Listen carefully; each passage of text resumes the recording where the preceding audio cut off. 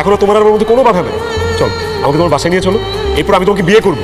আচ্ছা ঠিক আছে, সব হবে। তার আগে বলো আঙ্কেল কেন তোমাকে রাগ করে বাসা থেকে বের করে দিয়েছে? ড্যাড আমাকে বাসা থেকে বের করে দেয়, আমাকে বাসা থেকে বের করে দিয়েছে আমার স্ত্রী। হোয়াট? তোমার স্ত্রী তোমাকে বাসা থেকে বের করে দিয়েছে? কিন্তু কেন? আমার বাবা তার সমস্ত সহায় সম্পত্তি, ব্যবসা বাণিজ্য, বাড়িঘর সব কিছু আমার স্ত্রীর নামে লিখে দিয়েছে।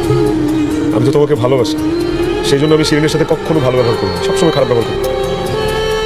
শিরিন আমাকে বাসা থেকে বের করে দিয়েছে। ও মাই গড আসিফ, তুমি সব কি বলছো? তার মানে তোমার বাবা সব সহায় সম্পত্তি তোমার স্ত্রীর নামে লিখে দিয়েছে? হ্যাঁ সোনিয়া। মানে তোমার এখন কিছুই নাই? কিচ্ছু নেই, সেই জন্যই তো আমি রাস্তায় শুয়েছি। আমি একদম পথের ফকির হয়ে গেলাম। সোনিয়া, সোনিয়া আমাকে তোমার সাথে নিয়ে চলো না, আর আমি তোমাকে বিয়ে করবো। আমাকে নিয়ে যাও। এই ফকিনির বাচ্চা, আচ্ছা তুই ভাবলি কি করে তোর মতো একটা ফকিনির বাচ্চাকে আমি বিয়ে করবো যার বাপের কিনা কিচ্ছু নাই?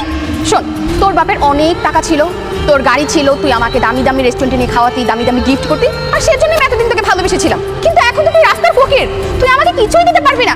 আর তাই তোর সাথে সম্পর্ক তো দূরের কথা, আজকের পর থেকে আমি তোর সাথে পরিচয় রাখবো না। আর খবরদার আমার সাথে একদম যোগাযোগ করার ট্রাই করবি না।